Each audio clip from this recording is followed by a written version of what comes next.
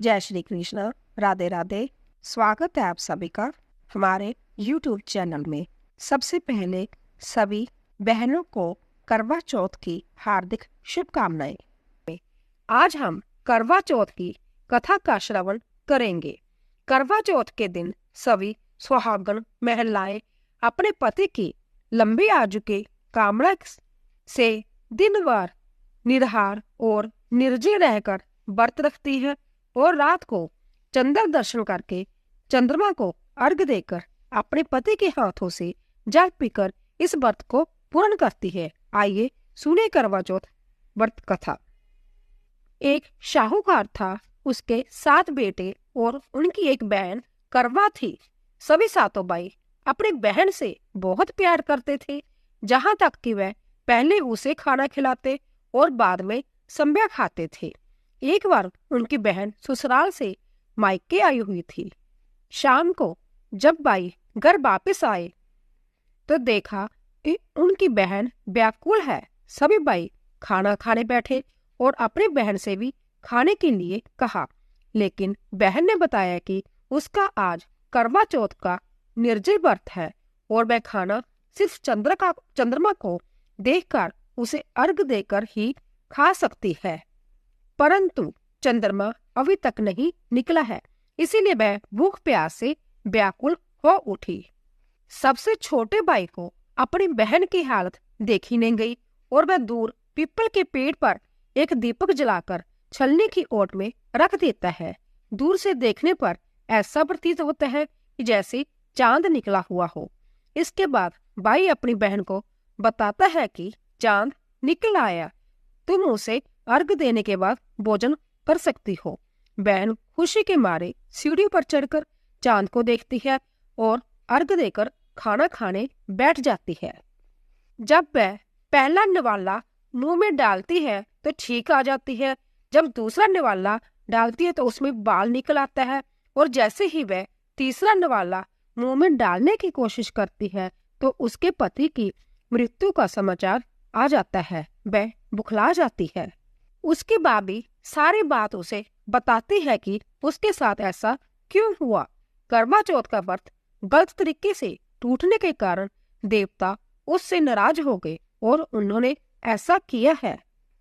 जब वह ससुराल जाने लगती है तो उसकी माता तिल और चावल दे देती है कि रास्ते में जो भी तुझे मिले, चाहे वो घास फूस हो, सबके पैर छूते जाना।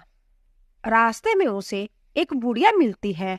जब वह उसके पैर छूती है तो वह उसे सदा सुहागन का आशीर्वाद देती है।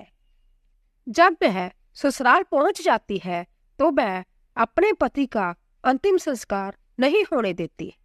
वह पूरे 1 साल तक अपने पति के शव के पास बैठी रहती है, उसकी देखभाल करती है। उसके ऊपर उगने वाली सुईनुमा घास को वह इकट्ठा करती जाती है।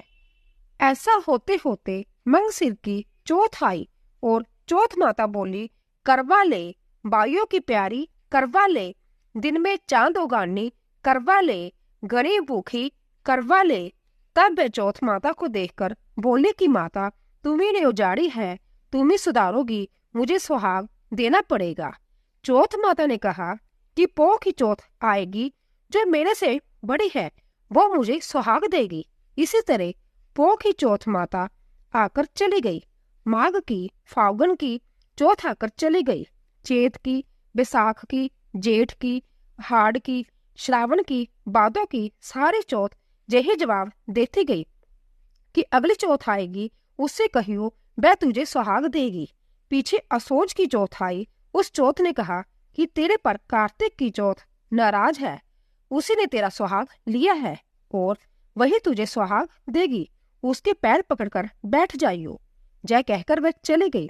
पीछे कार्तिक चौथ माता आई, गुस्से से बोली, भैया की प्यारी, करवा ले दिन में चांद उगानी, करवा ले गरीब भूखली, करवा ले व्रत बंडनी, करवा ले।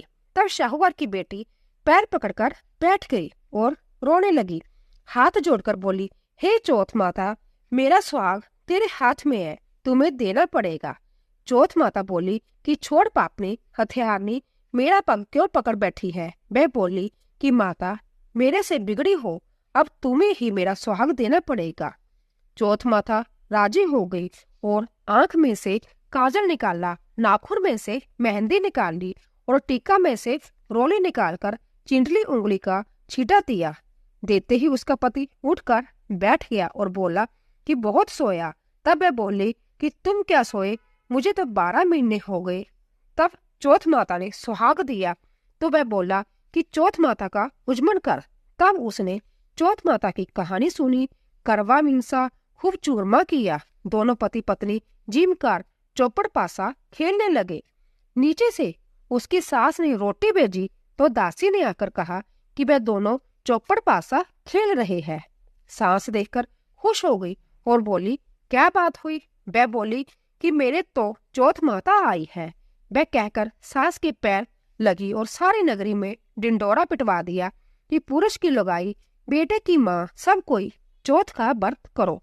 13 चौथ करो, नहीं तो 4 करो, नहीं तो 2 चौथ तो सब कोई करो। हे चौथ माता, जैसे शाहूकार की बेटी को सुहाग दिया वैसा सबको दियो, हमें भी दियो। कहते सुनते हुंकारा बरते को अपने सारे परिवार को सुहाग दिया।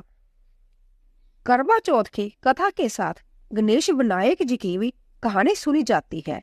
गणेश जी की कहानी। एक अंधी बुढ़िया थी, रोज गणेश जी का पूजन किया करती, माला फेरती और एक दिन गणेश जी राजी हो गए, अर्थात खुश हो गए। बुढ़िया की भक्ति पर खुश थे। एक बार गणेश जी ने बुढ़िया से मांगने के लिए कहा कि बुढ़िया मांग, क्या मांगे? बुढ़िया बोली, महाराज मुझे तो कुछ मांगना ही नहीं आता, मैं क्या मांगू? विनायक जी बोले कि अपने बेटे बहू से पूछ ले क्या मांगना है। बुढ़िया अपने बेटे बहू के पास गई। बेटे से कहा कि गणेश जी से क्या मांगो। बहू ने कहा कि पोता मांग ले। लड़के ने कहा कि धन मांग ले, धन होगा तो घर में सब आनंद ही आनंद होगा। फिर पड़ोसन से पूछा कि मैं विनायक से क्या मांगू, वह मेरी पूजा पर खुश होकर मुझे मांगने के लिए कह रहे हैं।